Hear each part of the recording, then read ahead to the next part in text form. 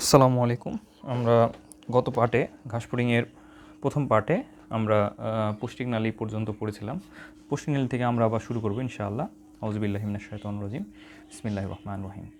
ঘাসফড়িংয়ের পুষ্টিক নালী সরল প্রকৃতির, এখানে সেরকম ঝামেলা নাই, অনেক জটিল না এবং আঁকাবাঁকাও না, পেঁচানোও না, একদম সরল এবং সোজা।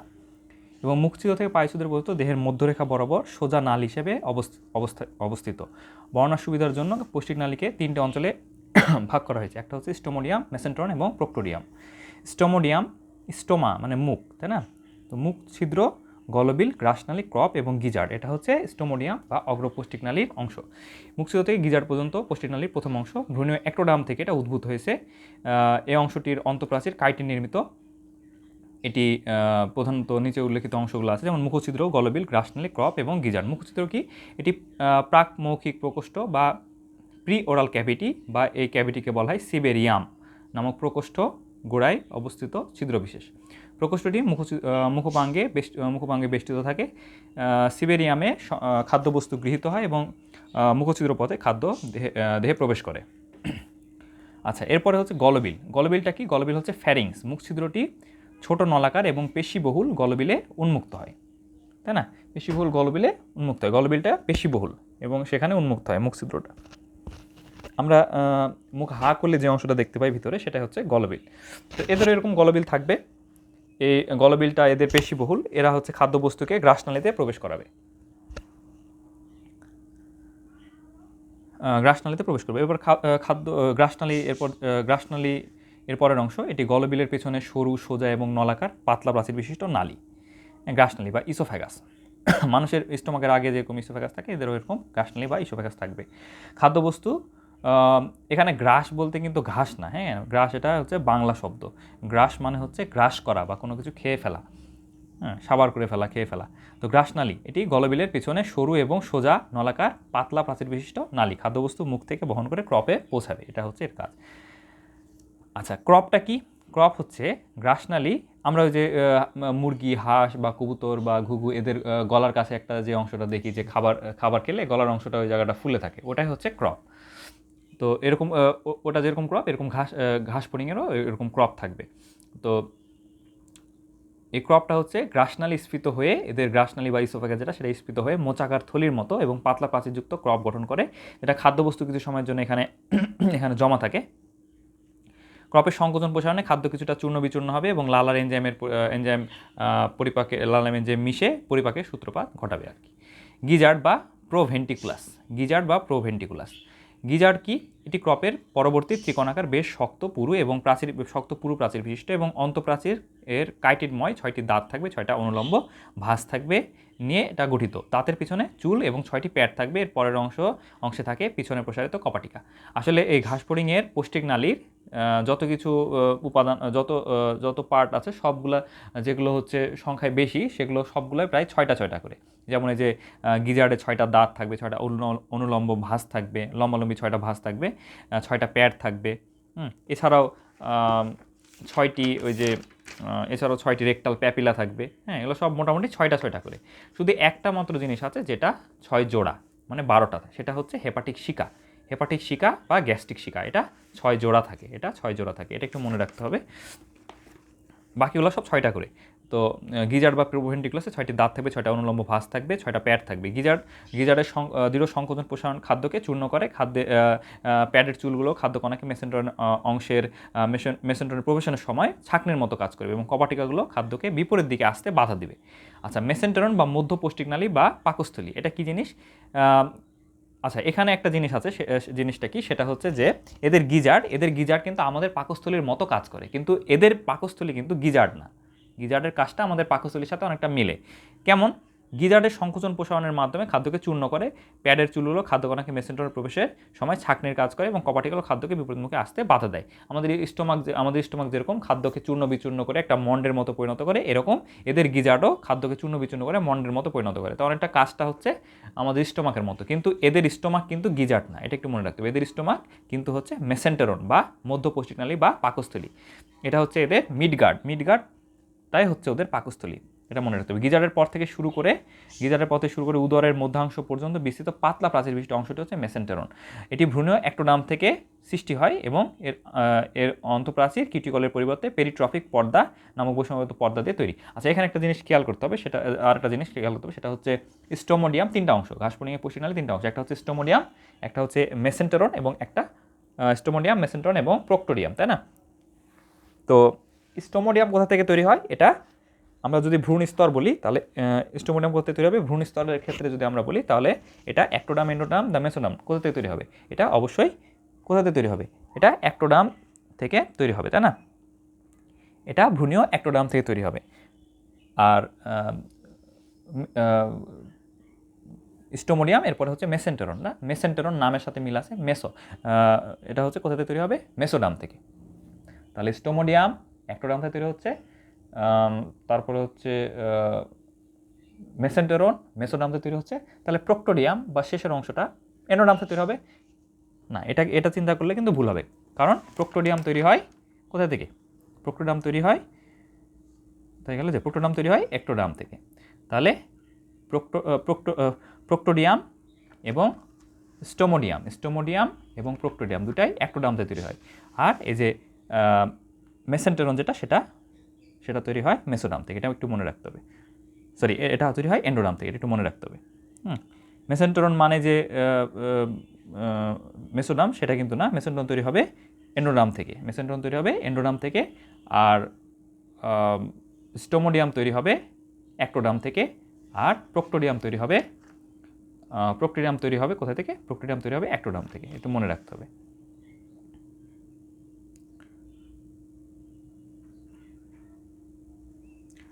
আচ্ছা, এটা একটু মনে রাখতে হবে। তাহলে মেসোডাম এটা হচ্ছে গিজারের পর থেকে শুরু করে উদরের মধ্যাংশ পর্যন্ত বিস্তৃত পাতলা প্রাচীর বিশিষ্ট অংশটি হচ্ছে মেসেন্টেরন। এটি ভ্রূণীয় এন্ডোডাম স্তর থেকে সৃষ্টি হয় এবং এর অন্তঃপ্রাচীর কিউটিকলের পরিবর্তে পেরিট্রফিক পর্দা নামক বৈষম্যযুক্ত পর্দা দিয়ে তৈরি। আচ্ছা, পর্দা দিয়ে আবৃত থাকে। মেসেন্টেরনের অগ্র পশ্চাৎ প্রান্তে পেশি বলয় বা স্ফিংক্টার থাকবে। মেসেন্টেরন এবং স্টোডিয়ামের সংযোগস্থলে 6 জোড়া ফাঁপা নলাকার লম্বা মোচাকার থলি থাকবে। এগুলো হচ্ছে গ্যাস্ট্রিক শিকা বা হেপাটিক শিকা। প্রতি জোড়া হেপাটিক শিকার একটি সামনের দিকে, অন্যটি পেছনের দিকে প্রসারিত থাকবে। মেসেন্টেরনের অন্তঃপ্রাচীর স্তম্ভাকার অন্তঃত্বকীয় কোষে যেমন কলামনার এপিথেলিয়াল সেল দিয়ে গঠিত। এটি ভাঁজ হয়ে অসংখ্য ভিলাই গঠন করে। মেসেন্টেরনের শেষ অংশে অসংখ্য সূক্ষ্ম চুলের মতো এবং হলুদ বর্ণের অঙ্গাণু থাকে। এগুলো হচ্ছে মালপিজিয়ান নালিকা, যা মূলত রেচন অঙ্গ হিসেবে কাজ করে। এটা একটা জিনিস খেয়াল করতে হবে, এদের কিন্তু মালপিজিয়ান নালিকা থাকে। আর মানুষের থাকে মালপিজিয়ান বডি। এদের প্রধান রেচন অঙ্গ হচ্ছে মালপিজিয়ান নালিকা, আর মানুষের প্রধান রেচন অঙ্গ হচ্ছে কিডনি। কিডনির ক্ষুদ্রতম গাঠনিক একক হচ্ছে নেফ্রন। নেফ্রনের দুইটা পার্ট থাকে, মেন দুইটা পার্ট থাকে, একটা হচ্ছে মালপিজিয়ান বডি, একটা হচ্ছে মালপিজিয়ান বডি বা রেনাল কর্পাসল এবং রেনাল টিউবিউস, তাই না? তো এদের মালপিজিয়ান বডি থাকে না, এটা থাকে মালপিজিয়ান নালিকা বা মালপিজিয়ান টিউবিকুল, যা মূলত রেচন অঙ্গ হিসেবে কাজ করে, প্রধান রেচন অঙ্গ। এছাড়াও কিছু সহকারী রেচন অঙ্গ আছে, ওটা আমরা পরে পাবো। আচ্ছা, মেসেন্টেরনের গহ্বর খাদ্যবস্তুর পরিপাক হবে এবং এর প্রাচীর অবস্থা ভিলায় খাদ্যরস শোষণ করবে। প্রোক্টোডিয়াম বা পশ্চাৎ পোষণালীটা কি? এটি পোষণালীর শেষ অংশ, যা ভ্রূণীয় অ্যাক্টোডাম থেকে উদ্ভূত হয় এবং অন্তঃপ্রাচীর কিউটিকল দিয়ে আবৃত থাকে। নিচে বর্ণিত 4টা অংশ নিয়ে প্রোক্টোডিয়াম গঠিত হয়। কি কি? ইলিয়াম, কোলন, রেকটাম বা মলাশয় এবং পায়ছিদ্র। পায়ছিদ্র। ইলিয়ামটা হচ্ছে প্যাচবিহীন চওড়া নলাকার প্রথম অংশ। ইলিয়াম আমাদের যেরকম ক্ষুদ্রান্ত বৃহদন্ত আছে, ক্ষুদ্রান্তের আমাদের ডিউটেনাম আছে, জেজুনাম আছে, ইলিয়াম আছে। ইলিয়াম আর আইলিয়াম আবার দুই জিনিস, এটা একটু খেয়াল করতে হবে। ইলিয়ামটা হচ্ছে ইটা একটু পেঁচানো না, তো আমাদের নাড়ি বুড়িগুলো পেঁচানো না, এই জন্য ইলিয়ামটা হবে ক্ষুদ্রান্তের অংশ। আর আইলিয়াম, আইটা হচ্ছে সোজাসুজি না, লম্বা, তো আমাদের হাড্ডি সাধারণত লম্বা হয়, তো আমাদের ইলিয়ামটা কোথায় হবে? হাড্ডিতে থাকবে, এটা একটু মনে রাখতে হবে। ইলিয়ামটা থাকবে হাড্ডিতে, কোথায়? হাড্ডির হিপ বোনে। Ilium, ischium, pubis. Ilium, ischium, pubis, ilium না আইলিয়াম। আর এখানে হবে ইলিয়াম, একটু মনে রাখতে হবে। আচ্ছা, তো ইলিয়াম এটি প্যাচবিহীন চওড়া নলাকার প্রথম অংশ। এর প্রাচীরের মাধ্যমে পরিপাকিত খাদ্য রস শোষিত হয়। কোলন এটি ILUEM, ইলিয়াম। আচ্ছা, এটি প্রাচীরের মাধ্যমে পরিপাকিত খাদ্যরস শোষিত হবে, কোলন। এরপর হচ্ছে কোলন, আমাদের ডিউটেনাম, জেজুনাম, ইলিয়াম, এটা হচ্ছে কোথায় থাকে? ক্ষুদ্রান্তে। এদের ডিউটেনাম, জেজুনাম থাকবে না, শুধু ইলিয়াম থাকবে। এবং এরপর আমাদের কি আছে? সিকাম, কোলন, রেকটাম, অ্যানাল ক্যানেল, এটা হচ্ছে বৃহদন্ত্রের পার্ট, তাই না? অ্যানাল ক্যানেল। তো এদের হচ্ছে বৃহদন্ত্রে কোলন থাকবে, রেকটাম বা মলাশয় থাকবে এবং পায়ছিদ্র থাকবে। কোলন এটি ইলিয়ামের পেছনে অবস্থিত সরু নলাকার অংশ। পাচিত খাদ্যবস্তুর বাকি অংশ পানি সহ শোষিত হবে। রেকটাম বা মলাশয় এটি পৌষ্টিকনালীর সর্বশেষ স্ফীত এবং পুরু প্রাচীর বিশিষ্ট অংশ। এর অন্তস্থ প্রাচীরে 6টি রেকটাল প্যাপিলা থাকবে, আর এক বচনের রেকটাল প্যাপিলি, বহু বচনের রেকটাল প্যাপিলি, এক বচনের রেকটাল প্যাপিলা নামক অনুলম্ব ভাঁজ থাকবে। এর কাজ কি? আমাদের আমাদের আমাদের বৃহদন্ত্রের কাজ কি? আমাদের বৃহদন্ত্র যেরকম কি করে, খাদ্য থেকে খাদ্যের অপাচ্য অংশ যেটা মল হয়ে গেছে ওটা থেকে পুষ্টি উপাদান ওখানে নেয়, এটা হচ্ছে অপাচ্য অংশ বা বর্জ্য পদার্থ। সেই বর্জ্য পদার্থ কী করছিল? বর্জ্য পদার্থ থেকে অতিরিক্ত পানিটা শোষণ করে নিচ্ছিল, তাই না, বৃহদন্ত্র। এরকম এদেরও কোলনের একই কাজ, পাচিত খাদ্যবস্তুর বাকি অংশ পানি শোষিত হয়ে যাবে। এরপরে রেকটাম বা মলাশয়, এটার কাজ কি? এটি হচ্ছে পৌষ্টিকনালীর সর্বশেষ স্ফীত এবং পুরো প্রাচীর বিশিষ্ট অংশ। এটাতে 6টা রেকটাল প্যাপিলা থাকবে নামক অনুলম্ব খাস থাকবে। এটার কাজ হচ্ছে মল থেকে অতিরিক্ত পানি, খনিজ লবণ, অ্যামিনো অ্যাসিড এগুলোকে শোষণ করবে, অপাচ্য অংশ সাময়িক জমায় রাখবে এবং পরবর্তীতে পাইসুদের মধ্যে বাইরে বের করে দেবে। পাইসুদটা কি? বা অ্যানাস, এটি মলাশয়ের শেষ প্রান্তে অবস্থিত ছিদ্রপথ। এটি দশম দেহখণ্ডকের অঙ্কীয় দেশে উন্মুক্ত হয়। সে উন্মুক্ত হয় কি দিয়ে?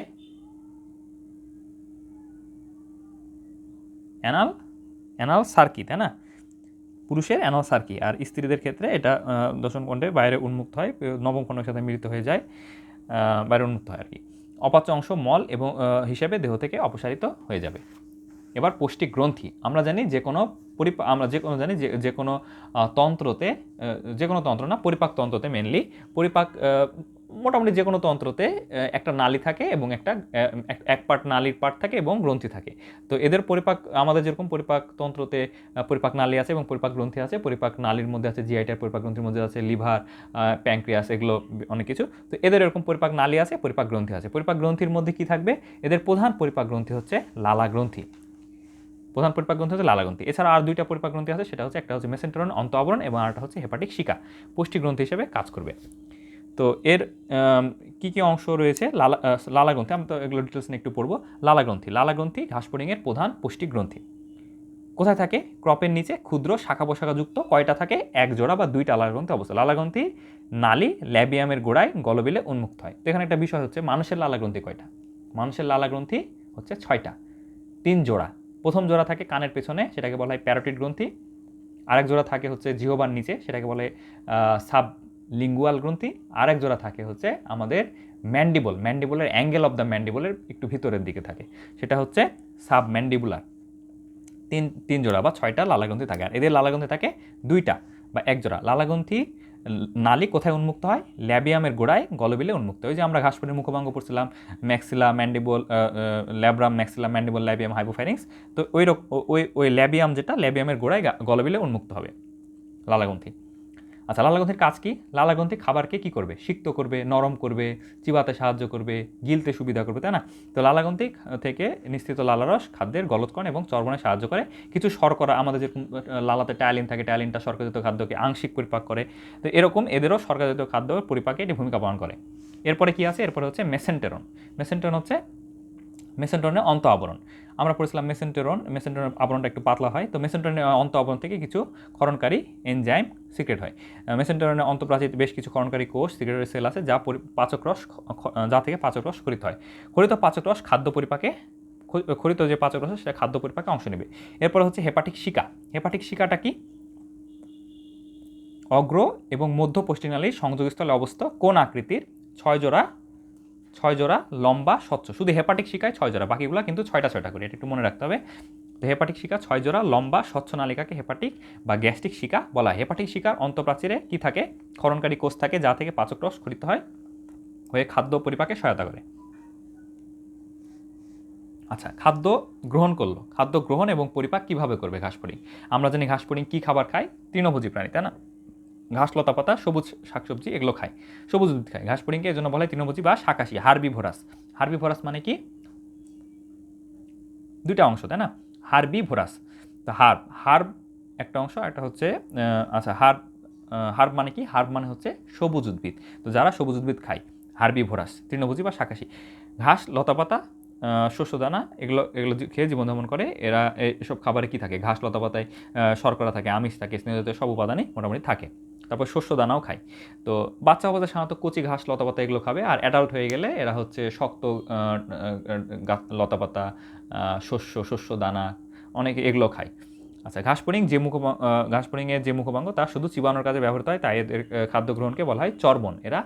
এদের মুখভঙ্গ আমরা পড়ছিলাম চর্বণ উপযোগী বা ম্যান্ডিবুলেট, এবং একই সাথে এদের মুখটা নিচের দিকে হয়ে থাকে, এই জন্য বলা হয় হাইপোগনাথাস। এই দুটাই মনে রাখতে হবে। তো ম্যান্ডিবুলেট প্লাস হাইপোগনাথাস, তো চর্বণ উপযোগী বা ম্যান্ডিবুলেট বা চিউইং মুখভঙ্গ এদের থাকে।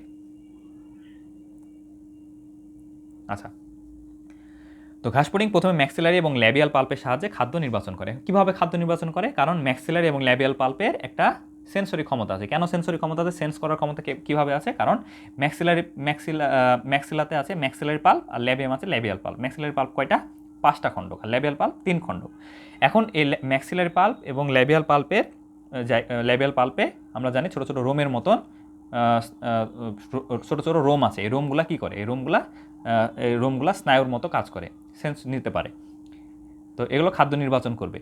অগ্রপদ, ল্যাব্রাম এবং ল্যাবিয়াম খাদ্যবস্তুকে আটকে ধরবে। ম্যান্ডিবল ম্যাক্সিলি খাদ্যবস্তুকে ক্ষুদ্র ক্ষুদ্র অংশে কেটে তারপরে চূষণ করে খাবে। আচ্ছা, এরপরে খাদ্য গ্রহণ করলো। এখন কী খাদ্যকে পরিপাক করতে হবে, তাই না? পরিপাক কীভাবে করবে? খাদ্য প্রাক মৌখিক প্রকোষ্ঠে পৌঁছার পরপরই লালাগ্রন্থি নিঃসৃত লালরস এর সাথে মিশ্রিত হয়। লালরসে কী কী আছে? অ্যামাইলেজ আছে, কাইটিনেজ আছে, সেলুলেজ আছে, তাই না? অ্যামাইলেজ শর্করাজাত খাদ্য সেগুলোকে হজম করতে সহায়তা করবে। কাইটিনেজ এরাও শর্করাজাত খাদ্যকে হজম করতে সহায়তা করে। সেলুলেজ এরাও সেলুলোজকে হজম করতে সহায়তা, এরাও শর্করা। তো বিভিন্ন ধরনের শর্করাকে আদ্র বিশ্লেষণ করে এরা। অ্যামাইলেজ, কাইটিনেজ, সেলুলেজ এরা শর্করাকে আদ্র বিশ্লেষণ করবে।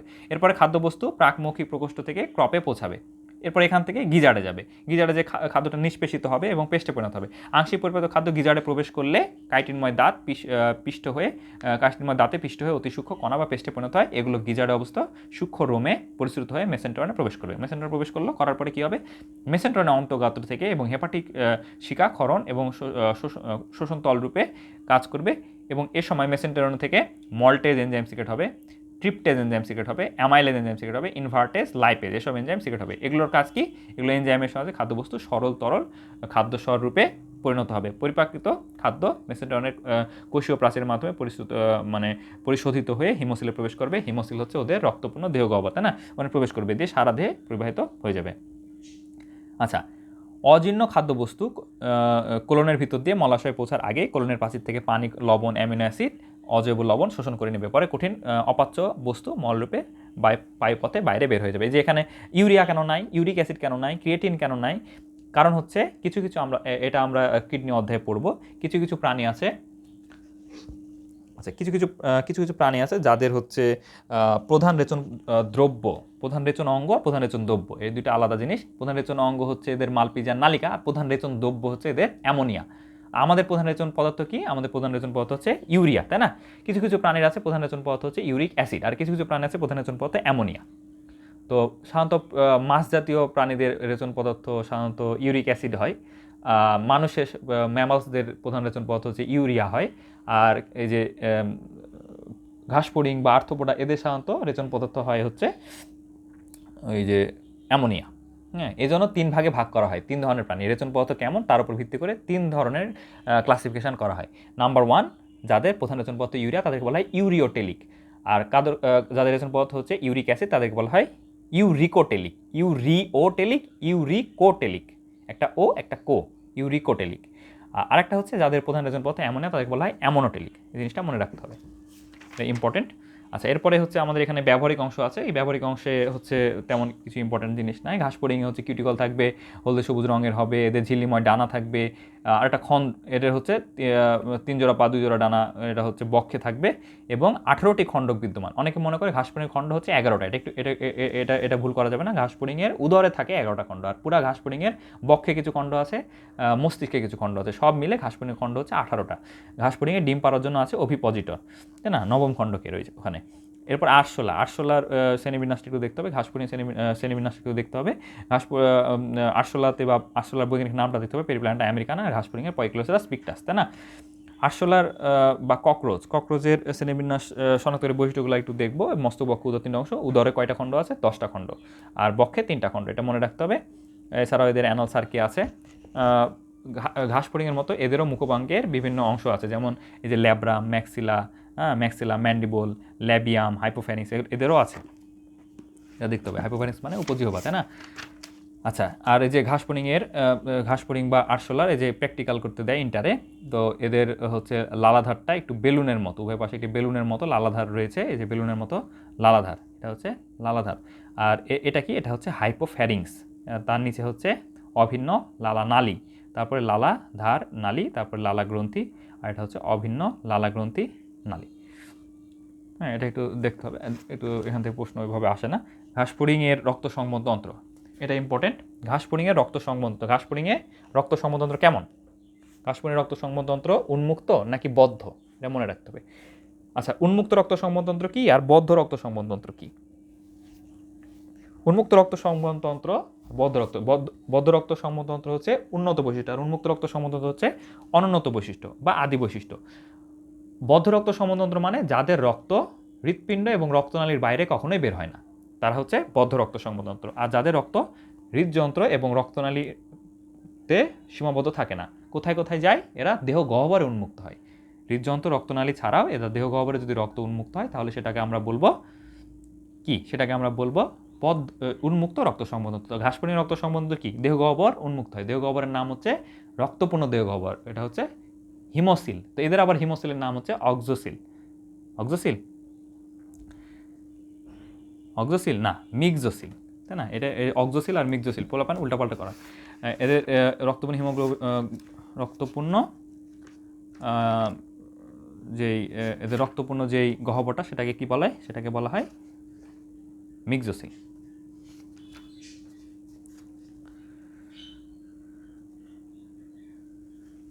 এই যে রক্তপূর্ণ গহ্বর হচ্ছে এদের মিক্সোসিল।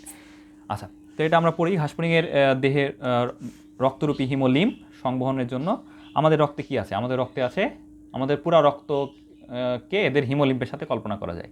তো আমাদের রক্তে কি আছে? রক্তরস আর রক্ত কণিকা। তো এদেরও হিমোলিম্পে কি থাকবে? হিমোলিম্প রস। আমাদের রক্তে রক্তরস থাকে, এদের হিমোলিম্পে থাকবে হিমোলিম্প রস, এবং থাকবে হচ্ছে কিছু রক্তকণিকা।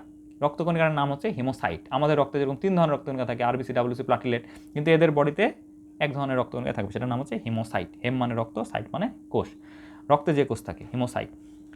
আচ্ছা, ঘাসফড়িং দেহে রক্তরূপী হিমোলিম্প সংবহনের জন্য হৃদযন্ত্ররূপী পৃষ্ঠীয় বাহিকা এবং অন্যান্য বাহিকা নিয়ে গঠিত হয় তন্ত্রকে বলা হয় মুক্ত রক্ত সংবহনতন্ত্র। রক্তের পথ অনুসারে প্রাণীর দেহে 2 ধরনের রক্ত সংবহনতন্ত্র দেখা যায়, একটা হচ্ছে মুক্ত রক্ত সংবহনতন্ত্র বা ল্যাকুনার, একটা হচ্ছে বদ্ধ রক্ত সংবহনতন্ত্র। মুক্ত রক্ত সংবহনতন্ত্রটা কি?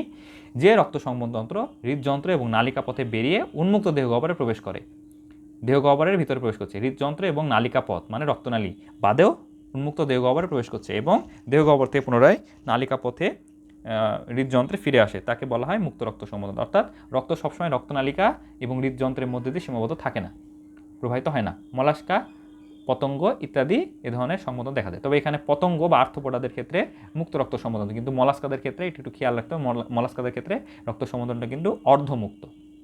আমাদের হিমোসিলও আছে, আবার এদের হৃৎপিণ্ড রক্তনালীও আছে। হ্যাঁ, মোটামুটি অর্ধমুক্ত এদের রক্ত সংবহনটা, একটু খেয়াল রাখতে হবে। বদ্ধ রক্ত সংবহন হচ্ছে উন্নত প্রাণীদের বৈশিষ্ট্য। বদ্ধ রক্ত সংবহন বোঝা যাচ্ছে যে রক্ত কখনো বাইরে বের হবে না। কার বাইরে বের হবে না? হৃদযন্ত্র এবং রক্তনালীর বাইরে বের হবে না। যে রক্ত সংবহনের রক্ত সবসময় রক্তনালিকা এবং হৃদযন্ত্রের মাধ্যমে সম্পূর্ণ আবদ্ধ থেকে প্রবাহিত হয় এবং কখনোই দেহ গহ্বরে মুক্ত হয় না, তাকে বলা হয় বদ্ধ সংবহন। অ্যানলিড জাতীয় নন কর্ডেট প্রাণীদেহে এবং কর্ডেট প্রাণীতে এ ধরনের সংবহন দেখা যায়। অ্যানলিড জাতীয় নন কর্ডেট এবং কর্ডেট প্রাণীতে এ ধরনের সংবহন দেখা যায়। তো মুক্ত রক্ত সংবহন আর বদ্ধ রক্ত সংবহনের মধ্যে পার্থক্য কি? মুক্ত রক্ত সংবহনতন্ত্র হচ্ছে এ ধরনের সংবহনতন্ত্রে রক্ত হৃদযন্ত্র, রক্তনালিকা, বিভিন্ন সাইনাসে অবস্থান করে, মানে রক্তনালীর বাইরেও সাইনাসেরা প্রবেশ করবে বা দেহ গহ্বরে প্রবেশ করবে। আর বদ্ধ রক্ত সংবহনতন্ত্রে কখনোই রক্তনালী আর হৃদযন্ত্রের বাইরে রক্তটা যাবে না, এর অভ্যন্তরে থাকবে। মুক্ত রক্ত সংবহনতন্ত্রে হৃদযন্ত্র, সংযুক্ত রক্তনালী, সাইনাস নিয়ে এটি গঠিত। আর বদ্ধ রক্ত সংবহনতন্ত্রে হৃদযন্ত্র, শিরা, ধমনী, কৈশিক জালিকা সমন্বয়ে গঠিত। মুক্ত রক্ত সংবহনতন্ত্রে এক্ষেত্রে দেহ গহ্বরে রক্ত প্রবেশ করে, এজন্য একে হিমোসিল বলা হয়। আর বদ্ধ রক্ত সংবহনতন্ত্রে দেহ গহ্বরে রক্ত প্রবেশ করে না। মুক্ত রক্ত সংবহন হচ্ছে রক্ত সরাসরি কোষ টিস্যু সংস্পর্শে পুষ্টি পদার্থ গ্যাসের বিনিময় ঘটায়, সরাসরি কোষের সংস্পর্শে আসবে মুক্ত রক্ত সংবহনতন্ত্র। আর বদ্ধ রক্ত সংবহনতন্ত্রতে রক্ত কোষ টিস্যুর সংস্পর্শে সরাসরি আসে না, প্রথমে টিস্যু রসের মাধ্যমে পুষ্টি পদার্থ গ্যাসের বিনিময় ঘটবে। প্রথমে হচ্ছে সরাসরি রক্তের সংস্পর্শে আসবে না, টিস্যু রসের সংস্পর্শে আসবে, টিস্যু রসের মাধ্যমে পুষ্টি পদার্থ এবং গ্যাসের বিনিময় হবে। মুক্ত রক্ত সংবহনের উদাহরণ হচ্ছে আর্থ্রোপোডা এবং মলাস্কা। তো যদিও মলাস্কাদের রক্ত সংবহনতন্ত্র হচ্ছে অর্ধমুক্ত, এটা মনে রাখতে হবে। বদ্ধ রক্ত সংবহনের উদাহরণ হচ্ছে অ্যানলিডা, কর্ডাটা। অ্যানলিডা একটা অমেরুদণ্ডী প্রাণী হলেও এবং অনুন্নত একটা প্রাণী হলেও তাদের বডিতে কিন্তু রক্ত সংবহনটা রক্ত সংবহনটা কিন্তু উন্নত, বা রক্ত সংবহনতন্ত্র তাদের বডিতে বদ্ধ। হ্যাঁ, এটা একটু আশ্চর্যের বিষয়। এজন্য কেঁচোকে কাটতে দেওয়া হয়, কেঁচোর রক্ত সংবহনতন্ত্র দেখা হয়। হ্যাঁ, ইউনিক। আচ্ছা, ঘাসফড়িংয়ের রক্ত সংবহনতন্ত্র অনুন্নত এবং মুক্ত ধরনের এবং 3টে অংশে বিভক্ত। তো রক্তের মধ্যে আমাদের রক্তে কি আছে? আমাদের রক্তে আছে রক্ত, রস এবং রক্তকণিকা, তাই না? তো এদের এবং আমাদের রক্তরস এবং রক্তকণিকা আছে এবং রক্ত বিভিন্ন নালী আছে। তো এদেরও এরকম 3টা অংশ থাকবে। একটা হচ্ছে হিমোসিল, হিমোলিম্ফ এবং পৃষ্ঠীয় বাহিকা।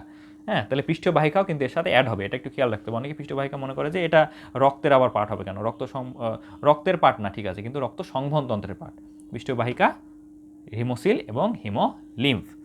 আচ্ছা, হিমোসিলটা কি? হিমোসিল, হেইমা মানে হচ্ছে রক্ত বা হেম মানে রক্ত, গ্রিক শব্দ থেকে আসছে, এবং কয়লোমা মানে হচ্ছে গহ্বর, রক্তের গহ্বর। ভ্রূণীয় পরিস্ফুটনের সময় প্রধান সিলোমিক গহ্বর ব্লাস্টোসিলের সঙ্গে একীভূত হয়ে, তাহলে কার সাথে কে একীভূত হবে? প্রধান সিলোমিক গহ্বর, সিলোমিক যে গহ্বরটা সেটা ব্লাস্টোসিলের সাথে একীভূত হয়ে যাবে। ওই যে আমরা ব্লাস্টোলা লেয়ারে পড়ছিলাম যে বাইরে একটা ব্লাস্টোডার্ম থাকে একটা লেয়ার, আর গ্যাসলাতে 2টা বা 3টা লেয়ার, দ্বিস্তরী প্রাণী হলে 2টা লেয়ার, ত্রিস্তরী প্রাণী হলে 3টা লেয়ার, হাইডাতে পড়ছিলাম, তাই না? তো এই ব্লাস্টোলা যে লেয়ারে ব্লাস্টোসিলটা তৈরি হলো, সেই ব্লাস্টোসিলের সাথে কে? সিলোমিক গহ্বর। সিলোমিক গহ্বরটা কি? একটোডার্ম আর এন্ডোডার্মের মধ্যে যে গহ্বরটা থাকে সেটা হচ্ছে সিলোমিক গহ্বর। তো এই ব্লাস্টোসিল এবং সিলোমিক গহ্বর একসাথে মিলে একীভূত হয়ে যে নতুন গহ্বর সৃষ্টি করে সেটার নামই হচ্ছে হিমোসিল বা মিক্সোসিল। ঘাসফড়িংয়ের হিমোসিলের নাম হচ্ছে মিক্সোসিল। হিমোসিল তখন মেসোডার্মাল পেরিটোনিয়াম এর পরিবর্তে বহিঃকোষীয় মাতৃকায় বা এক্সট্রাসেলুলার ম্যাট্রিক্সে আবৃত থাকবে। এটি রক্তপূর্ণ থাকে। ঘাসফড়িংয়ের হিমোসিল 2টি অনুপ্রস্থ পর্দা দিয়ে, ঘাসফড়িংয়ের হিমোসিল পুরা হিমোসিলটা 2টা পর্দা দিয়ে 3টা প্রকোষ্ঠে বিভক্ত। উপরের পর্দাটা হচ্ছে পৃষ্ঠীয় পর্দা, নিচের পর্দাটা হচ্ছে অঙ্কীয় পর্দা দিয়ে 3টা প্রকোষ্ঠে বিভক্ত হবে। সবার উপরে আমরা জানি আর্থ্রোপোডা হচ্ছে একটা অমেরুদণ্ডী প্রাণী। তো মেরুদণ্ডী প্রাণীদের হার্ট কোথায় থাকে? আমরা জানি অঙ্কীয় দেশে, তাই না? এই জন্য আমরা স্টেথোস্কোপ বুকে লাগাই আমরা হার্টবিট শোনার চেষ্টা করি। তো যদি আমাদের হার্ট যদি পিঠে থাকতো, পিঠের দিকে থাকতো, পৃষ্ঠীয় দিকে থাকতো, তাহলে আমাদেরকে পিঠে স্টেথোস্কোপ লাগায় শুনতে হতো, তাই না, হার্টবিট। তো যেহেতু আমরা মেরুদণ্ডী, তাহলে আমাদের হার্ট থাকবে অঙ্কীয় দেশে। আর যারা অমেরুদণ্ডী তাদের বিপরীত, তাদের হার্ট থাকবে হচ্ছে পৃষ্ঠীয় দিকে। আমাদের অঙ্কীয় দেশে থাকলে ওদের হার্ট থাকবে পৃষ্ঠ দেশে। তাহলে এদের প্রথম সবার উপরের তাহলে পৃষ্ঠটা কি হয়ে গেল? 2টা পুরা সাইনাসটা হিমোসিল, হিমোসিলের মধ্যে 2টা পর্দা থাকবে, একটা হচ্ছে পৃষ্ঠীয় পর্দা, একটা নিচে হবে অঙ্কীয় পর্দা। তার পৃষ্ঠীয় পর্দার উপরের অংশটা হচ্ছে পেরিকার্ডিয়াল সাইনাস, পৃষ্ঠীয় পর্দার নিচের অংশটা ভিসেরাল সাইনাস। ভিসেরা সবসময় মধ্যে থাকে।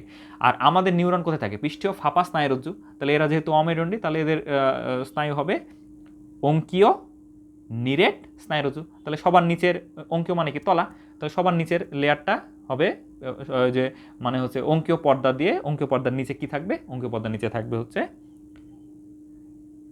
Neural sinus. তাহলে সবার উপরে কার্ডিয়াল সাইনাস, তারপরে ভিসেরাল সাইনাস, তারপরে নিউরাল সাইনাস। কার্ডিয়াল সাইনাসের হৃৎপিণ্ড থাকবে। এদের হৃৎপিণ্ডকে হৃৎপিণ্ড বলে না, এদের হৃদযন্ত্র বলে। হ্যাঁ, আর আমাদেরটাকে হৃৎপিণ্ড বলে। কেন হৃৎপিণ্ড আমাদের বলে আর ওদেরকে কেন হৃৎপিণ্ড বলে না, এটা পরের ব্যাখ্যা আছে, নতুন বইয়ে ব্যাখ্যা আছে, এই বইয়ে আছে কিনা আমি ঠিক জানি না, থাকার কথা। আচ্ছা, পেরিকার্ডিয়াল সাইনাস আমরা ওটা আলোচনা করবো ইনশাল্লাহ। তাহলে হিমোসিল হচ্ছে ভ্রূণীয় পরিস্ফুটনের সময় প্রধান সিলোমিক গহ্বর ব্লাস্টোলের সঙ্গে একীভূত হয়ে যে নতুন গহ্বর সেটা হচ্ছে হিমোসিল বা মিক্সোসিল। হিমোসিল তখন মেসোডার্মাল পেরিটোনিয়াম পরিবর্তে বহিঃকোষীয় মাতৃকায় আবৃত হয়। এটি রক্তপূর্ণ থাকে। ঘাসফড়িংয়ের হিমোসিল 2টি অনুপ্রস্থ পর্দা দিয়ে, অনুপ্রস্থ পর্দাটার নাম হচ্ছে একটা পৃষ্ঠীয় পর্দা, একটা অঙ্কীয় পর্দা, 3টা সাইনাসে বা প্রকোষ্ঠে বিভক্ত। একটা হচ্ছে সবার উপরে পেরিকার্ডিয়াল সাইনাস, তার নিচে হচ্ছে পেরিভিসাল সাইনাস, আর সবার নিচে হচ্ছে পেরিনিউরাল সাইনাস। হৃৎপিণ্ড তলদেশে বরাবর অবস্থিত পর্দাকে বলা হয় পৃষ্ঠীয় পর্দা, স্নায়ুরজ্জুর ঠিক উপরে অবস্থাকে বলা হয় অঙ্কীয় পর্দা। এসব পর্দার উপস্থিতির ফলে সাইনাস 3টি। কি সাইনাস? সবার উপরে পেরিকার্ডিয়াল সাইনাস, বোঝা যাচ্ছে এখানে কার্ডিয়াম থাকবে, তাই না? পেরিকার্ডিয়াম মানে হার্ট থাকবে, ঘাসফড়িংয়ের হার্ট। এটি পৃষ্ঠীয় পর্দার ঠিক উপরে অবস্থিত। এতে হৃদযন্ত্র অবস্থান করে। হৃৎপিণ্ড কিন্তু বলছে না, হৃদযন্ত্র। কেন হৃৎপিণ্ড বলছে না, হৃদযন্ত্র বলছে? কারণ আমাদের যে হৃৎপিণ্ডটা সেটা একটা পিণ্ডাকার, একটা হচ্ছে মাসল পিণ্ড। হ্যাঁ, আমাদের হৃৎপিণ্ডটা কিন্তু একটা মাংসল পিণ্ড, এটা মাংসের একটা পিণ্ড। কিন্তু এদের হৃৎপিণ্ড কিন্তু এদের এরকম মাংসের পিণ্ড না, এরকম নলের মতো, সামান্য একটু ডায়ালেট হয়েছে কিন্তু নলের মতো, সামান্য একটু ডায়ালেট হয়েছে কিন্তু নলের মতো। আর আমাদের হৃৎপিণ্ডটা একটা মাংসল, একটা মাংসের একটা মাসল ম্যাস। হ্যাঁ, কিন্তু এদের হৃৎপিণ্ড এরকম মাসল ম্যাস না, এরকম নলের মতো বা নলাকার। এজন্য এদেরকে হৃদযন্ত্র বলে, আমাদেরটাকে হৃৎপিণ্ড বলে। আরেকটা কারণ কি? আরেকটা কারণ হচ্ছে আমাদের হৃৎপিণ্ডতে হৃৎপেশি আছে, হ্যাঁ, আমাদের হৃৎপিণ্ডতে কার্ডিয়াক মাসল আছে, কিন্তু এদের হৃৎপিণ্ডে কোনো কার্ডিয়াক মাসল নাই, এজন্য এদের হৃৎপিণ্ডকে হৃদযন্ত্র বলে, আমাদেরটাকে হৃৎপিণ্ড বলে। আরেকটা কারণ হচ্ছে আমাদের হৃৎপিণ্ডকে সংকোচন প্রসারণ করার জন্য হৃৎপিণ্ড নিজেই যথেষ্ট, কারণ হৃৎপিণ্ডের মধ্যেই কি আছে, পেসমেকার আছে, এসএ নোড, এভি নোড, এখান থেকে সিগন্যাল এসে নিজেকে নিজেই সংকোচন প্রসারণ করতে পারে। আমাদের হার্টকে যদি কেটে স্যালাইন পানির মধ্যে রেখে দেওয়া হয় 48 ঘন্টা পর্যন্ত হার্ট পাম্প করতে পারবে। কারণ কি? কারণ হচ্ছে এদের সিগন্যাল বাইরে থেকে আসে না, হার্ট নিজের সিগন্যাল নিজেই তৈরি করে, নিজের পাম্প করতে পারে, মানে পাম্প করার যে সিগন্যালটা এটা হার্ট নিজে তৈরি করতে পারে। কিন্তু ঘাসফড়িংয়ের এই পাম্প করার ক্ষমতাটা নিজের নেই। কে করতে পারবে? এই পাম্প করার ক্ষমতাটা দিবে হচ্ছে আশপাশের কোনো গ্যাংলিওনিক সেল। গ্যাংলিওনিক সেলটা কি? গ্যাংলিয়নটা কি? কয়েকটা নিউরনের সেল বডি। নিউরনের দুইটা অংশ, একটা হচ্ছে সেলসোমা বা সেল বডি, আর একটা হচ্ছে অ্যাক্সন, তাই না? তো নিউরনের সেলসোমা যদি একসাথে কোনো জায়গায় অ্যাগ্রিগেট হয়, জমা হয়, তাহলে সেই অ্যাগ্রিগেট একটা টিউমারের মতো অংশ দেখা যায়, সেটাকে বলা হয় গ্যাংলিয়ন। তো এদের এই যে হৃৎপেশি সংকোচন প্রসারণ করার যে সিগন্যালটা, সেটা আশপাশের কোনো গ্যাংলিয়ন থেকে আসবে, হৃৎপেশি নিজে করতে পারবে না। এই তিনটা কারণে আমাদের হৃৎপিণ্ডকে হৃৎপিণ্ড বলা হলেও এদের হৃৎপিণ্ডকে বলা হয় হৃদযন্ত্র, এটা মনে রাখতে হবে। আচ্ছা, পেরিকার্ডিয়াল সাইনাস গেলে এখন পেরিভিসেরাল সাইনাসটা কি? এই যে এখান থেকে ভালো মতো বোঝা যাচ্ছে যে এখানে হার্ট থাকে, এখানে ঘাসফড়িংয়ের হৃদযন্ত্র থাকে, এখানে একটা পর্দা, এই পর্দাটার নাম হচ্ছে পৃষ্ঠীয় পর্দা, এই পর্দার নাম হচ্ছে অঙ্কীয় পর্দা। পৃষ্ঠীয় পর্দার উপরের অংশটা হচ্ছে পেরিকার্ডিয়াল সাইনাস, এরপরে এই যে পৃষ্ঠীয় পর্দা এবং অঙ্কীয় পর্দার মধ্যের অংশটা হচ্ছে পেরিভিসেরাল সাইনাস, আর এই যে অঙ্কীয় পর্দার নিচের অংশটা হচ্ছে পেরিনিউরাল সাইনাস, এখানে নার্ভ থাকবে। আচ্ছা, তো পেরিভিসেরাল সাইনাস পৃষ্ঠীয় পর্দার ঠিক নিচে অবস্থা, পশ্চিমনালীকে ধারণ করবে, আর পেরিনিউরাল সাইনাস এটি অঙ্কীয় পর্দার নিচে অবস্থান করবে, স্নায়ুরজ্জু এখানে অবস্থান করবে। পর্দাগুলো ছিদ্রযুক্ত হয়, রক্ত প্রয়োজন মতো এক সাইনাস থেকে অন্য সাইনাসে যাতায়াত করতে পারবে। এই যে এই পর্দাগুলো ছিদ্রযুক্ত, এক সাইনাস থেকে আরেক সাইনাসে রক্ত যাতায়াত করতে পারবে। এবং অঙ্কীয় পর্দাটি পায়ের ভিতরেও, অঙ্কীয় পর্দা যেটা আছে সেটা পায়ের ভিতরেও, ঘাসফড়িংয়ের পায়ের ভিতরেও বিস্তৃত হয়, যার ফলে ঘাসফড়িংয়ের পাও ওইভাবে সাপ্লাই পাবে আর কি। ঘাসফড়িং খুব লাফায়, তো লাফাতে হলে কি প্রচুর অক্সিজেন নিউট্রিশন লাগবে ঘাসফড়িংয়ের পায়ে। ঘাসফড়িংয়ের পা লাফ দিতে পারে, ঘাসফড়িংয়ের পায়ে যথেষ্ট মাসল আছে, এই জন্য ঘাসফড়িংয়ের পাকে কি বলা হয়? ঘাসফড়িংয়ের পাকে বলা হয় সালটেটোরিয়াল পা, এটা মনে রাখতে হবে। তো যাই হোক, তো পায়েও ওই সাইনাস, পেরিনিউরাল সাইনাসটা পা পর্যন্ত চলে গেছে, হ্যাঁ, মানে সাইনাসটা পা পর্যন্ত, হিমোসিলটা পা পর্যন্ত, সাইনাস অঙ্কীয় পর্দা যেটা সেটা পায়ের ভিতরেও বিস্তৃত হয়েছে। আচ্ছা, হিমোসিলের কাজ কি? হিমোসিল হচ্ছে দেহের বিভিন্ন অঙ্গ, রক্ত, লসিকা ধারণ করে, এর মাধ্যমে খাদ্যসার এবং বর্জ্যবস্তু পরিবাহিত হবে। হিমোলিম জিনিসটা কি? এখন এতক্ষণ আমরা রক্ত নালিকা বা পৃষ্ঠীয় বাহিকা যেটা, সেটা আমরা পড়লাম। এখন রক্তের আরও এদের রক্ত সম্বন্ধে আরও দুটো উপাদান, একটা হচ্ছে হিমোলিম বা রক্ত, আর একটা হচ্ছে পৃষ্ঠীয় বাহিকা, তাই না? হিমোসিল পড়লাম, হিমোসিলের পরে হিমোসিলের মধ্যে তিনটা সাইনাস আমরা পড়লাম, এরপরে হচ্ছে হিমোলিম পড়বো, এরপরে পৃষ্ঠীয় বাহিকা পড়বো। হিমোলিম বা রক্ত কি জিনিস? বর্ণহীন প্লাজমা এবং এর মধ্যে ভাসমান অবস্থায় বর্ণহীন রক্তকণিকা বা হিমোসাইট থাকবে। আমাদের রক্ত লাল দেখায়, তার মানে এদের রক্ত লাল হবে না। ঘাসফড়িংয়ের রক্ত বর্ণহীন। কেন বর্ণহীন? কারণ এদের রক্তে কোনো রঞ্জক পদার্থ থাকে না। হ্যাঁ, মলাস্কা বা শামুকদের রক্ত কিন্তু একটা কালার আছে, নীল কালার, অনেকটা নীল কালার, হ্যাঁ, কারণ ওদের হচ্ছে হিমোএরিথ্রিন বা এরকম একটা রঞ্জক পদার্থ থাকে। মানুষের রক্ত লাল দেয় কেন? কারণ মানুষের রক্তে হিমোগ্লোবিন থাকে, হিমোগ্লোবিনের কালার লাল, কিন্তু এদের বডিতে হিমোসাইট থাকে, হিমোসাইটের মধ্যে কোনো কালার থাকে না, রঞ্জক থাকে না, এই জন্য ঘাসফড়িংয়ের রক্ত বর্ণহীন। আচ্ছা, যাই হোক, আমরা সামনে পাবো বর্ণহীন প্লাজমা এবং এর মধ্যে ভাসমান অবস্থায় বর্ণহীন রক্তকণিকা বা হিমোসাইটটা অনেকটা আমাদের ডাব্লিউবিসির মতো, মানে অনেকটা অ্যামিবার মতো দেখতে। ঘাসফড়িংয়ের রক্ত গঠিত রক্ত হিমোসিল নামক গহ্বরের লসিকার সাথে মিশ্রিত অবস্থায় থাকে বলে ঘাসফড়িং সহ বিভিন্ন পতঙ্গ রক্তকে পতঙ্গের রক্তকে বলা হয় হিমোলিম। হ্যাঁ, হিমোসিলের মধ্যে থাকে, এই জন্য হিমোলিম্ফ বলা হয়। আচ্ছা, হিমোগ্লোবিন বা অন্য কোনো শ্বাসসংযোগ না থাকায় এরা বর্ণহীন, শ্বসনে তেমন কোনো ভূমিকা রাখে না, শ্বসনে ঘাসফড়িংয়ের তেমন কোনো ভূমিকা নেই। হ্যাঁ, এদের অক্সিজেন কার্বন ডাইঅক্সাইড আদান প্রদানের জন্য রক্ত দরকার হয় না, কারণ কি এদের ডিরেক্ট শ্বাসতন্ত্র বা স্পাইরাগুলোর মাধ্যমে অক্সিজেন ঢুকবে এবং সেটা বডিতে মিশে যাবে এবং কার্বন ডাইঅক্সাইড বের হয়ে যাবে। হ্যাঁ, এদের জন্য কোনো আলাদা রক্ত দরকার নেই, ইন্টারমিডিয়েট মাধ্যম দরকার নেই, যেখানে অক্সিজেন মিশবে, অক্সিহিমোগ্লোবিন তৈরি করবে, কার্বন ডাইঅক্সাইড তৈরি হবে, কার্বন ডাইঅক্সাইড আবার বাইকার্বনেট তৈরি হবে, এরকম কোনো দরকার নেই, ডিরেক্ট সেলে চলে যেতে পারে। হিমোগ্লোবিন কোনো শাসন না থাকে, বর্ণহীন, শ্বসনে তেমন ভূমিকা পালন করে না। তাহলে হিমোলিম্পের কাজ কি? এরা হচ্ছে খাদ্য সার, রেচন দ্রব্য, হরমোন ইত্যাদি পরিবহন করে। তাহলে শ্বসনিক গ্যাস পরিবহন করে না তার মানে এই না যে খাদ্য সার এগুলো পরিবহন করবে না, এগুলো পরিবহন করবে। খাদ্য সার, রেচন দ্রব্য, হরমোন ইত্যাদি পরিবহন করবে। অ্যামিনো অ্যাসিড, কার্বোহাইড্রেট ইত্যাদি এখানে জমা থাকবে। তারপরে হচ্ছে এগুলো জীবাণুকে ধ্বংস করবে, কারণ হচ্ছে যে হিমোসাইট আছে, হিমোসাইট জীবাণু ধ্বংস করতে পারবে। রক্ত তঞ্চনে সাহায্য করতে পারবে, কোনো কারণে কেটে গেলে রক্ত তঞ্চনে সহায়তা করবে। ডানার সঞ্চালন এবং খোলস মোচনে সহায়তা করে হিমোলিম্ফের কাজ। যদিও খোলস মোচন এটা অন্য হরমোন করে, সম্ভবত একডাইসন হরমোন বলে একটা হরমোন আছে, সেটা খোলস মোচনে সহায়তা করে। আচ্ছা, নতুন বই খুব ভালো মতো দেওয়া আছে, ছক আকারে দেওয়া আছে। তো আচ্ছা, পৃষ্ঠীয় বাহিকা, এরপর আমরা পড়বো পৃষ্ঠীয় বাহিকা কোথায় থাকবে? পেরিকার্ডিয়াল সাইনাসে থাকবে। দেহের পৃষ্ঠ মধ্যীয় অবস্থানে রক্ষিত এটি প্রধান স্পন্দনশীল অঙ্গ।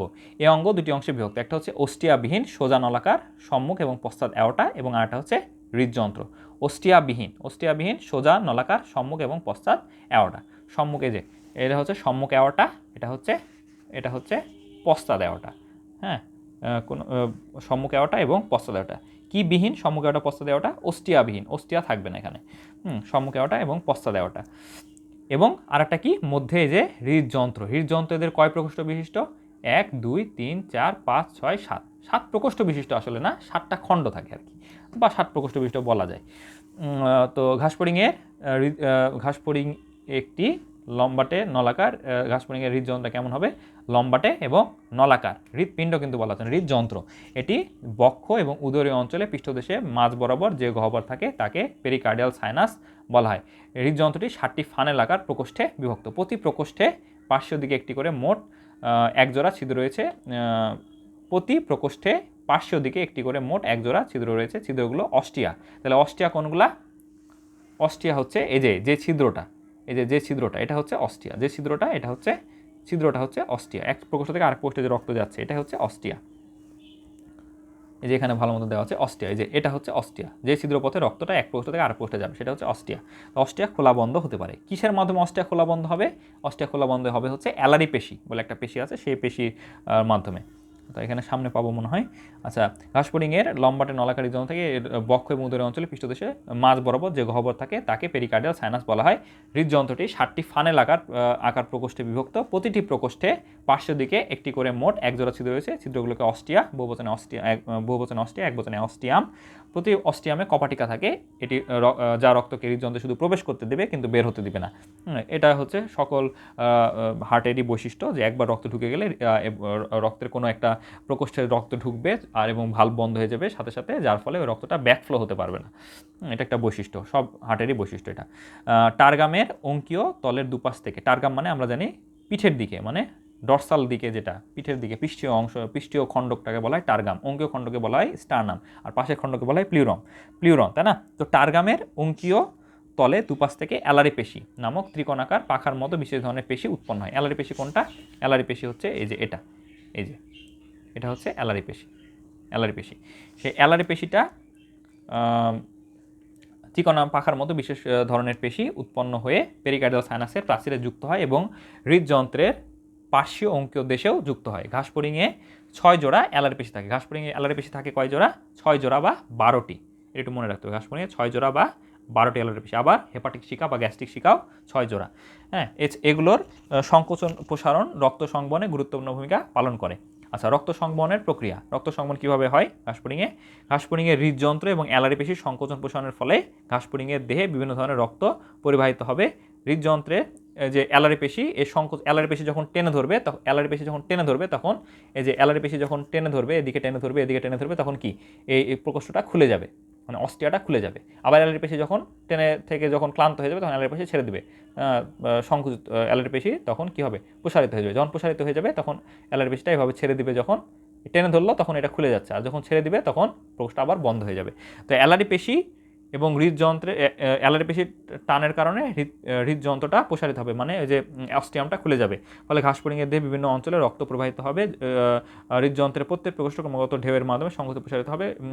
ঘাসফড়িংয়ের হৃদযন্ত্রের স্পন্দন প্রতি মিনিটে 100 থেকে 110 বার। মানুষের হৃদপিণ্ড মোটামুটি 60 থেকে 80 বার পাম্প, মানুষের হার্টবিট মোটামুটি স্বাভাবিক হচ্ছে 72। আর মোটামুটি 60 থেকে 80-র মধ্যে থাকলে সেটা নর্মাল। তাতে কমলে সমস্যা, আর 100-120-এর উপরে গেলে সমস্যা। হ্যাঁ, তো এদের হার্টবিট থাকে 100 থেকে 110 বার। রক্ত সংবহন প্রক্রিয়াটি নিম্নভাবে সম্পাদিত হয় অ্যালারি পেশির সংকোচনের ফলে। প্রথমে অ্যালারি পেশিটা সংকুচিত হবে। সংকুচিত হয়ে কী করবে?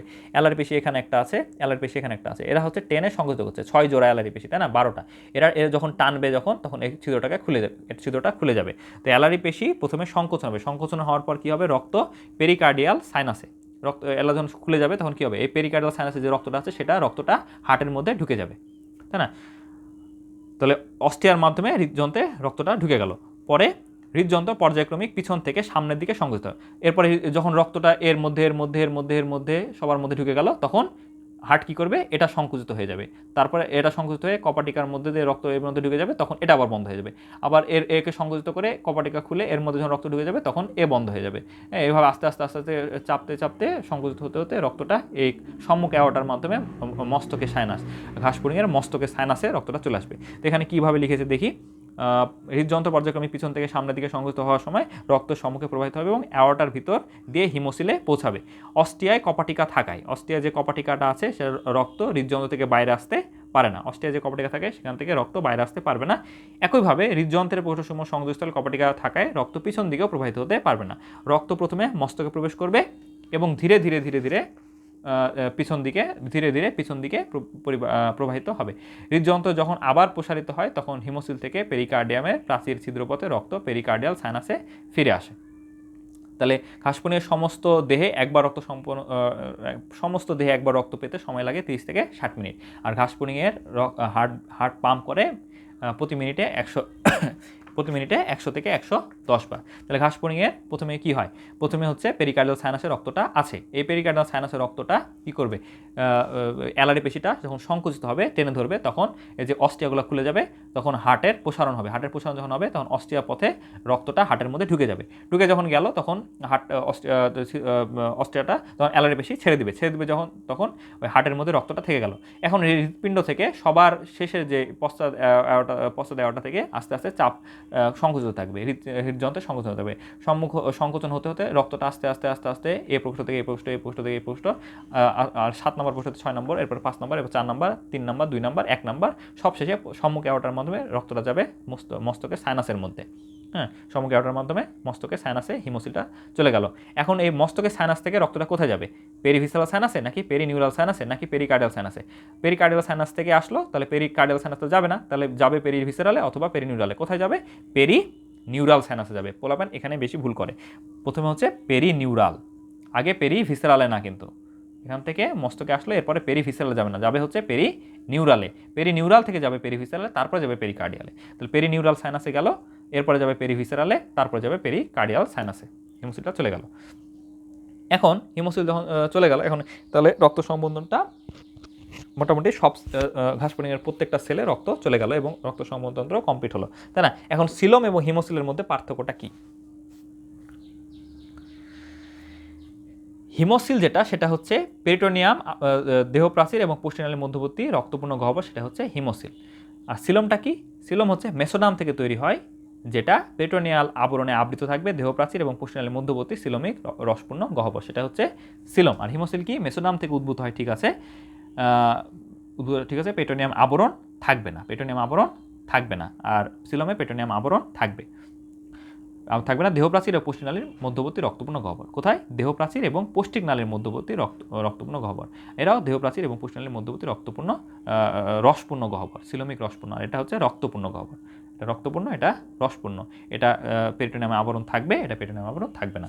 আচ্ছা, আরেকটা কি? সিলোম দেহের কোনো অঙ্গ বা উপাঙ্গে প্রসারিত হয় না। সিলোম কোনো অঙ্গ বা উপাঙ্গে প্রসারিত হয় না। হিমোসিল দেহের সকল অঙ্গ প্রত্যঙ্গ হিমোসিলের মধ্যে থাকে। যেমন এই যে ঘাসপুরিং, হিমোসিলের মধ্যে যে হার্ট আছে, নার্ভ আছে, পরিপাকতন্ত্র, জিআইটি আছে, সব আছে পরিপাক তন্ত্রের মধ্যে, হিমোসিলের মধ্যে। সিলোমের আরেকটা বৈশিষ্ট্য হচ্ছে সিলোম রক্ত সংবহনতন্ত্রের অংশ গঠন করে না, কিন্তু হিমোসিল রক্ত সংবহনতন্ত্রের অংশ গঠন করে। সিলোমে পুষ্টি পদার্থ পরিবাহিত হয় না, আর হিমোসিলে পুষ্টি পদার্থ পরিবাহিত হয়। সিলোমের উদাহরণ হচ্ছে অ্যানলিডা কর্ডাটা, এতে সিলোম থাকে। অ্যানলিডা কর্ডাটাতে কি থাকে? ইউসিলোমেট। এরা হচ্ছে ইউসিলোমেট, হ্যাঁ, প্রকৃত সিলোম থাকে। আর হিমোসিল কোথায় থাকে? আর্থ্রোপোডাতে, মলাস্কাতে। যদিও মলাস্কাদের হচ্ছে অর্ধমুক্ত রক্ত সম্বন্ধ, এদের হচ্ছে হিমোসিল থাকে আর কি। ঘাসপুরিংয়ের শ্বসনতন্ত্র। আচ্ছা, ঘাসফড়িংয়ের শ্বসনতন্ত্র। ঘাসফড়িং বাতাস, অক্সিজেন, কার্বন ডাইঅক্সাইড নিবে না, অক্সিজেন নিবে না।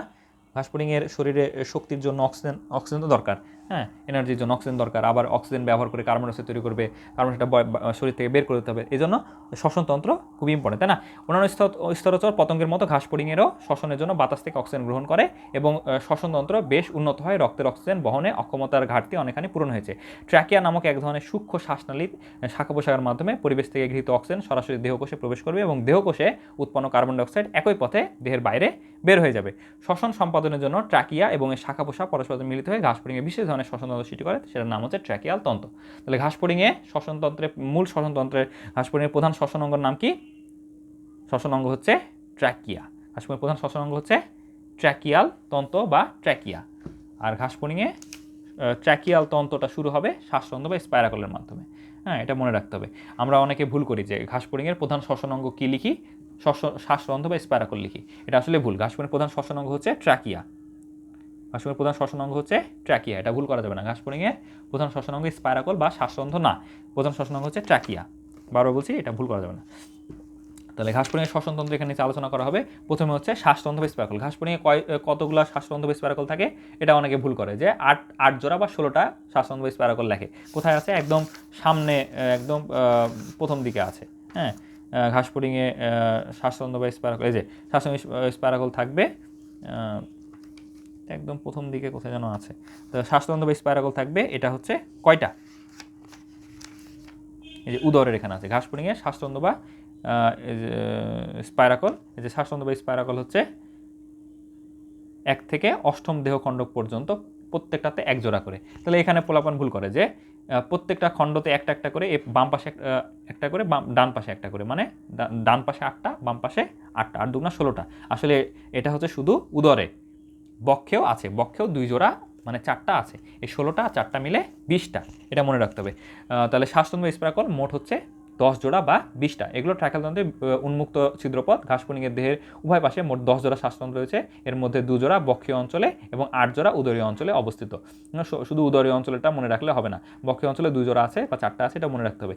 এরপরে প্রতিটি শ্বাসরন্ধ্র কি? প্রতিটি শ্বাসরন্ধ্র বা স্পাইরাকল যেদিক দিয়ে ঢুকলো সেটা হচ্ছে শ্বাসতন্ত্র বা স্পাইরাকল। এই শ্বাসতন্ত্র বা স্পাইরাকলের চারপাশে থাকে পেরিট্রিম। এই পেরিট্রিমটা যখন ভিতরে ঢুকে গেল তখন সেটার নাম কি? সেটার নাম হবে ট্র্যাকিয়া। ট্র্যাকিয়াটা ভিতরে ঢুকে গেল। এই ট্র্যাকিয়ার উপরে যে আবরণটা ছিল, এই যেরকম যেটা শ্বাসতন্ত্র বা স্পাইরাকলের কাছে আমরা এই যে শ্বাসরন্ধ্র বা স্পাইরাকল জিনিসটা এরকম, এই যে এটা শ্বাসতন্ত্র বা স্পাইরাকল এই পথে ঢুকলো, ঢোকার পরে এই জিনিসটা এই পথে ঢুকলো শ্বাসতন্ত্র স্পাইরাকল। এই ছিদ্রটার নাম হচ্ছে শ্বাসতন্ত্র বা স্পাইরাকল, আর এই আবরণটার নাম হচ্ছে পেরিট্রিম। এরপরে এটা ট্র্যাকিয়ার মধ্যে ঢুকে গেল, ট্র্যাকিয়া হয়ে গেল। এই ট্র্যাকিয়ার কোন একটা অংশ যদি আমি কাটি তাহলে ওখানেও তো একটা ছিদ্র পাবো, ওই ছিদ্রটার নাম হবে ট্র্যাকিয়াল ছিদ্র। আর ওই ছিদ্রের চারপাশে যে আবরণটা থাকবে সেটার নাম তখন কিন্তু পেরিট্রিম হবে না, সেটার নাম হবে, সেটার নাম কি হবে? সেটার নাম হবে কি? সেটার নাম হবে সেটার নাম হবে ইন্টিমা। তাহলে এই যে শ্বাসরন্ধ্র বা শ্বাসরন্ধ্র বা স্পাইরাকল, এই ছিদ্রটার চারপাশে যেটা থাকবে সেটা হচ্ছে পেরিট্রিম। এরপরে ট্র্যাকিয়ার মধ্যে ঢুকে গেল। ট্র্যাকিয়ার কোন অংশটা আমরা যদি কাটি তাহলে এখানে দেখতে পাবো এরকম একটা ছিদ্র এবং চারপাশে একটা আবরণ। ওই ছিদ্রটাকে বলা হবে ট্র্যাকিয়াল ছিদ্র। আর ওই ট্র্যাকিয়া মানে কাটছি যেখানে, সেখানে যদি আমি ট্র্যাকিয়ার আবরণ, ছিদ্রটার চারপাশে আবরণটার নাম বলি, সেই আবরণটার নাম হবে হচ্ছে কি? ইন্টিমা। এখন এই ইন্টিমাটা জায়গায় জায়গায় একটু মোটা মোটা হয়ে যায়, ইন্টিমাটা জায়গাতে জায়গাতে একটু মোটা মোটা হয়ে যায়, সেটার নাম হবে টিনিডিয়া, যেখানে খুব সুন্দর দেওয়া আছে। তাহলে শ্বাসতন্ত্র বা স্পাইরাকলে যেটা ঢুকছে তার চারপাশে যে আবরণটা সেটার নাম হচ্ছে কি? সেটার নাম হবে পেরিট্রিম। এই পেরিট্রিমটা যখন ভিতরে ঢুকে গেল, ট্র্যাকিয়া হয়ে গেল। ট্র্যাকিয়ার তখন ওই অংশটা কাটলে ট্র্যাকিয়াল ছিদ্র, এবং ট্র্যাকিয়ার উপরে যেটা সেটা হবে ইন্টিমা। ইন্টিমা ভিতরে জায়গায় জায়গায় মোটা মোটা হয়, সেটার নাম হবে কি? সেটার নাম হবে টিনিডিয়া। টিনিডিয়া থাকার কারণে ঘাসফড়িংয়ের ট্র্যাকিয়া চুপসে যায় না। আচ্ছা, যাই হোক, তো এখন আমরা আসি শ্বাসতন্ত্র বা স্পাইরাকল। বক্ষীয় অঞ্চলে 2 জোড়া আর হচ্ছে উদর অঞ্চলে 8 জোড়া। প্রতি শ্বাসতন্ত্র ডিম্বাকার ছিদ্র বিশেষ। শ্বাসতন্ত্র বা স্পাইরাকলটা ছিদ্রটা কেমন? গোলাকার কিন্তু না, ডিম্বাকার। এবং পেরিট্রিম নামক কাইটিন নির্মিত প্রাচীরে পরিবেষ্টিত থাকে। রন্ধ্রগুলোর মুখে সূক্ষ্ম রোমযুক্ত ছাঁকনি যন্ত্র বা ফিল্টারিং অ্যাপারেটাস থাকবে। এগুলো ধুলাবালি, জীবাণু, পানি ইত্যাদি প্রবেশ করতে পারবে না। এর কারণে পেশি নিয়ন্ত্রিত কপাটিকার সাহায্যে রন্ধ্রগুলো খোলে এবং বন্ধ হয়। শ্বাসরন্ধ্র বন্ধ থাকলে দেহ থেকে জলীয় বাষ্প বেরোতে পারে না। শ্বাসতন্ত্র যদি বন্ধ থাকে দেহ থেকে জলীয় বাষ্প বের হতে পারবে না। শ্বাসনালী বা ট্রাকিয়া এটা কি? এটি প্রতিটি শ্বাসরন্ধ্র অ্যাট্রিয়াম নামক একটি ক্ষুদ্র প্রকোষ্ঠে উন্মুক্ত হয়।